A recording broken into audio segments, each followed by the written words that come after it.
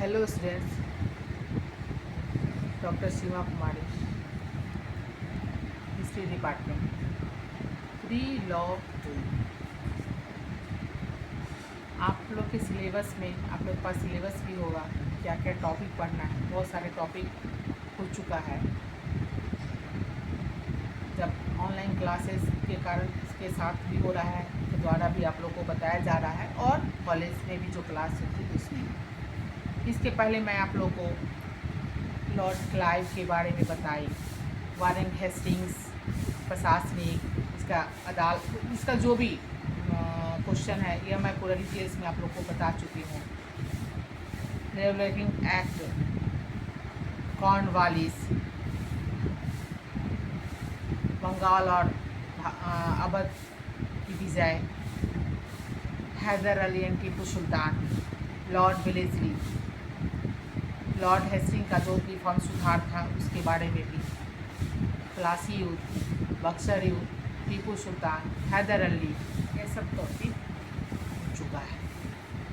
और कुछ topic important topic है जो मैं आप लोग को बताऊंगी, और जल्दी इसको बता के कोर्स को कंप्लीट कर दूंगी। जैसे लॉर्ड रिपन का भी सुधार बहुत इम्पोर्टेंट है। असहयोग आंदोलन और सविनय अवज्ञा आंदोलन के बारे में बताऊंगी, और इंडियन काउंसिल एक्ट ऑफ 1909 के बारे में भी, भारत छोड़ो आंदोलन। तो यह सब कुछ आपका कुछ बचा हुआ है, 5-6 टॉपिक जो मैं आप लोग को बताऊंगी। तो आज का यह टॉपिक आपके सामने में मैं रखी हूँ, विलियम बेंटिंक। तो जैसे मैं पहले आप लोग को Lord Clive, Warren Hastings, Cornwallis, Lord Wellesley के बारे में बताई, इसी तरह आज का यह टॉपिक है आपका विलियम बेंटिंक। तो इनका पीरियड कब से कब था? 1828 से 1835, 1825 से 1835। तो जुलाई 1828 ईस्वी में लॉर्ड एम हर्स्ट के पश्चात, उसके बाद विलियम बेंटिंक को भारत का गवर्नर जनरल बनाया गया। कब बनाया गया? तो 1828। मैं पीरियड पहले ही बताई कि 1828 से 1835 विलियम बेंटिंक का यह पीरियड है भारत में। बेंटिंक अपने जीवन का आरंभ सैनिक सेवा से किया। वह सैनिक में कार्यरत था, उसमें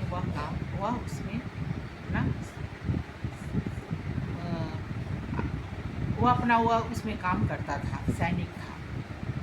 और शीघ्र ही तुरंत वह लेफ्टिनेंट कर्नल के पद तक पहुंच गया। वह अपना सैनिक सेवा से शुरू किया और वह कहाँ तक पहुंच गया? तो लेफ्टिनेंट कर्नल के पद तक पहुंच गया। कौन? तो विलियम बेंटिंक। 1796 में वह संसद का सदस्य बना और उसने क्रांतिकारी फ्रांस तथा नेपोलियन के विरुद्ध युद्धों में भाग लिया था। वह नेपोलियन और फ्रांस तथा नेपोलियन के विरुद्ध भी वह युद्ध में भाग ले चुका था। बेंटिंक ने 1803 ईस्वी में मद्रास का गवर्नर नियुक्त किया गया। कब किया गया? 1803 में उसको बंगाल का गवर्नर नियुक्त किया गया था। परंतु 1806 ईस्वी में वैलोर के सैनिक विद्रोह के कारण, जो एक सैनिक विद्रोह हुआ था, उसे अचानक उस पद से हटा दिया गया और फिर पुनः 1828 ईस्वी में उसे गवर्नर जनरल बनाकर भारत भेजा गया। तो यह विलियम बेंटिंक का परिचय है कि वह कैसे वह आगे बढ़ा, कैसे मद्रास में गवर्नर पद बन के आया था, और कैसे फिर वह वेलोर के सैनिक विद्रोह हुआ और अचानक उसे पद से हटा दिया गया और फिर पुनः उसे गवर्नर जनरल के पद पर उसे फिर भारत भेजा गया। बैटिंग एक कट्टर उदारवादी था, इसलिए उसे इसका विचार उदार एवं सुधारवादी थे। उनकी जो विचार थी वह सुधारवादी थी। भारत में सुधार एवं शांति के शासन को स्थापित करने का प्रयत्न किया। उस समय कंपनी की परिस्थिति भी ऐसी थी जो शांति की नीति को अपनाना चाहती थी। वह भी कंपनी भी चाहती थी यहाँ पे शांति रहे, शांति के साथ ही हम यहाँ अपना जो उद्देश्य है, जो काम है वह हम करें। लॉर्ड हेस्टिंग्स और लॉर्ड एम्सहर्स्ट के समय युद्धों में बहुत सारे धन को व्यय किया गया था। कंपनी की आर्थिक स्थिति बहुत खराब हो गई थी, क्योंकि आप ज़्यादा कहीं पे खर्च होता है तो स्वाभाविक है कि स्थिति में लचर जाती है। तो यहाँ भी इन लोग के कारण स्थिति, धन जो ज़्यादा व्यय हुआ था तो स्थिति खराब हो गई थी।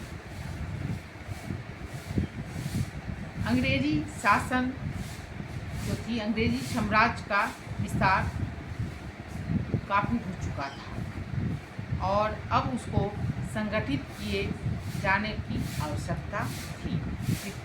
वो तो चारों तरफ उसका विस्तार पर्याप्त रूप में हो गया, अब उसको संगठित करना चाहता था।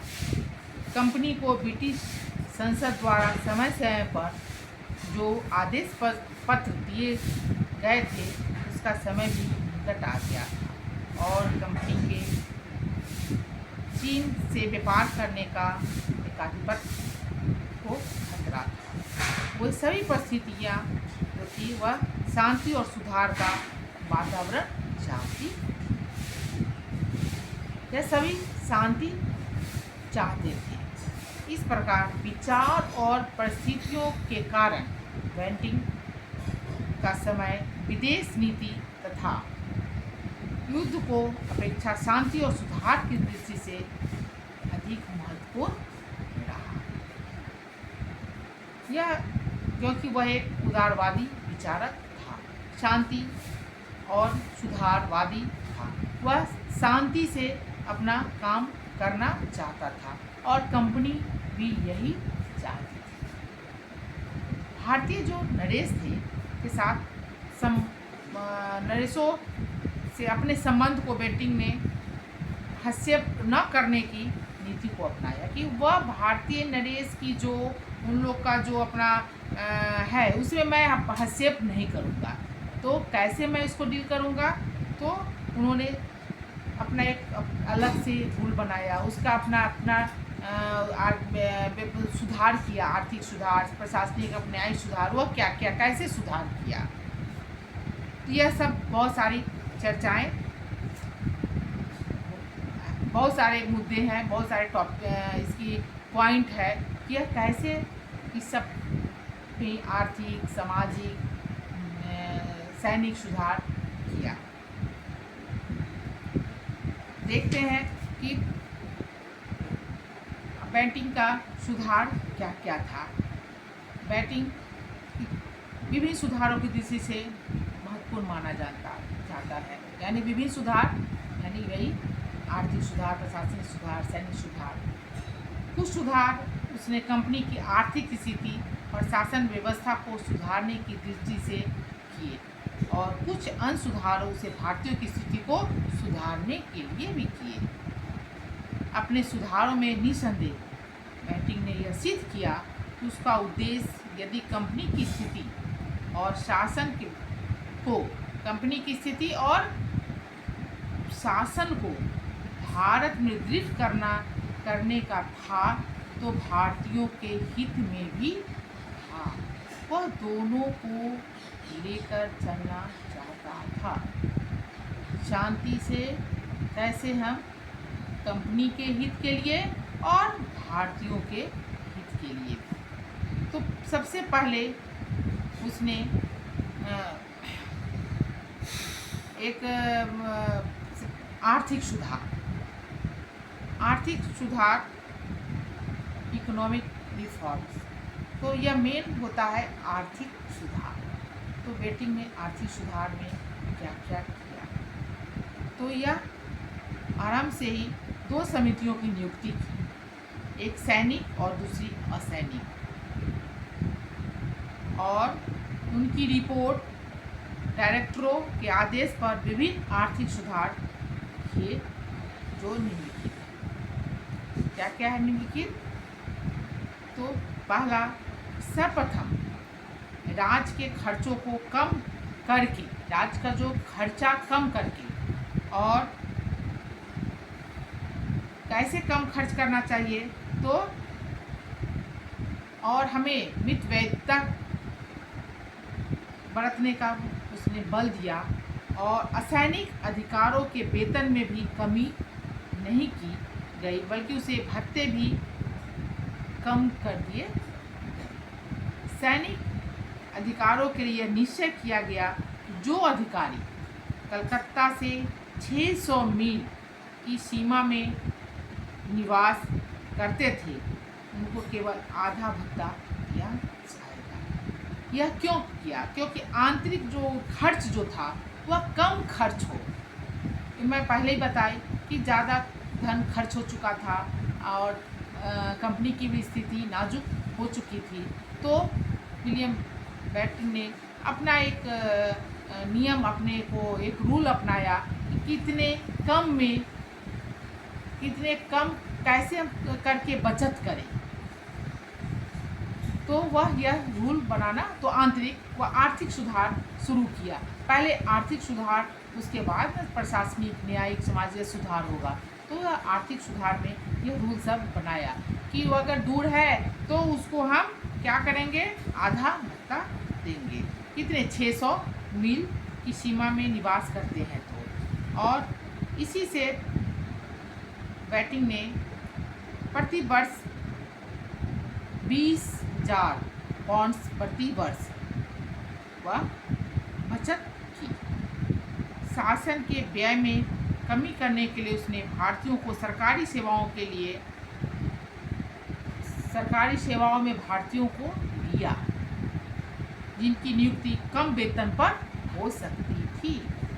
देखा कि हम भारतीयों को भी इसमें रखते हैं और हम कम पैसे इसका वेतन देंगे तो कम में मेरा काम हो जाएगा। दूसरा, धन की बचत के लिए उसने अपील तथा घूम घूम कर न्याय करने वाले न्यायालयों को समाप्त कर दिया। तो बहुत सारा इसका पॉइंट है जो यह आर्थिक सुधार किया। बेटिंग ने अफीम के व्यापार की आय को बढ़ाने के लिए व्यापारियों को लाइसेंस देना आरंभ किए। इसके अतिरिक्त मालवा से अफीम को कराची ले जाने के स्थान पर उसे सीधे बम्बई के बंदरगाह पर भेजने की व्यवस्था की गई, जहां से वह चीन भेज दी गई। वह जो अफीम था वह सीधे चीन जाने लगी, यानी उसमें भी बचत होना शुरू हुआ। इस प्रकार हम देखते हैं कि वह अफीम ले जाने के व्यय में कमी हुई और मूल्य में भी कमी हुई, और उससे बड़ी मात्रा में विदेश भेजकर अधिक लाभ हुआ। तो इस तरह विलियम बेटिंग ने विभिन्न आर्थिक सुधार किए और इसकी सफलता इस बात से स्पष्ट है। वह भारत आया था, उस समय कंपनी के प्रति वर्ष 1 करोड़ रुपए का घाटा हो रहा था, किंतु उसके जाने के समय तक कंपनी को 2 करोड़ रुपए प्रति वर्ष की अधिक आय होने लगी थी। तो यह आर्थिक सुधार जो किया तो इससे कंपनी को मुनाफा होने लगा। जो पहले घाटा होता था अब इसको हाँ ये लगा। फिर देखते हैं कि वो प्रशासनिक और न्यायिक व्यवस्था में सुधार क्या किया। Administrative and judicial reforms. Lord Cornwallis के भारत में न्याय और शासन व्यवस्था की ओर कोई विशेष ध्यान नहीं दिया गया था। लॉर्ड कॉर्नवालिस के बारे में बताई थी। इस कारण इस व्यवस्था में सुधार और परिवर्तन की आवश्यकताएं थी। सर्वप्रथम बेटिंग ने सेवाओं में 1829 ईस्वी में सुधार किया। कॉर्नवालिस भारतीयों की योग्यता और ईमानदारी पर भरोसा नहीं करता था। जहाँ तक संभव हुआ उसने अंग्रेजों को ही महत्वपूर्ण पदों पर नियुक्त करने की नीति अपनाई। यानी वह भरोसा भी नहीं करता था और भारतीयों को किसी भी उच्च पदों पर वह नियुक्त नहीं करता था। कौन लॉर्ड कॉर्नवालिस, जिसके बारे में चर्चाएं इसके हर बिंदु पर हो चुकी है। लेकिन आपको मैं इससे पहले भी बताई कि बेटिंग क्या था, वह भारत के जनता को भी सैनिक में भी रखा और दोनों के हितों को लेकर चलता था, क्योंकि उसकी पॉलिसी अलग थी। वह उदारवादी नेचर का था। वह चाहता था कि शांति से हम अपना भी काम करें और भारत की जनता भी खुश रहे। तो स्टूडेंट्स, इसका यह प्रशासनिक न्यायिक व्यवस्था सुधार, शैक्षणिक और सामाजिक सुधार, शिक्षा सुधार, सामाजिक सुधार, शिक्षा सुधार, यह सब बेटिंग ने बहुत सारा सुधार किया और लास्ट में बेटिंग का पीरियड को बहुत अच्छा समय और शासन काल उसका माना जाता है। मैं फिर नेक्स्ट क्लास में आपको कुछ संक्षेप में शॉर्ट में उसका प्रशासनिक, न्यायिक, सामाजिक, शैक्षणिक मीन्स शिक्षा संबंधी यह सब बिंदुओं पे चर्चाएं करूंगी। और इसके बाद जो टॉपिक है और टॉपिक मैं बताई भी हूँ, और आप लोग को कोई लगे कि यह टॉपिक छूट रहा है या इसके बारे में मुझे समझ में नहीं आ रहा है, तो आप पूछ सकते हैं, व्हाट्सएप पे डाल सकते हैं, मैं फिर उसके बारे में बताऊंगी। तो मैं नेक्स्ट क्लास में आपको बेटिंग के बारे में डिटेल्स में मैं फिर बताऊंगी।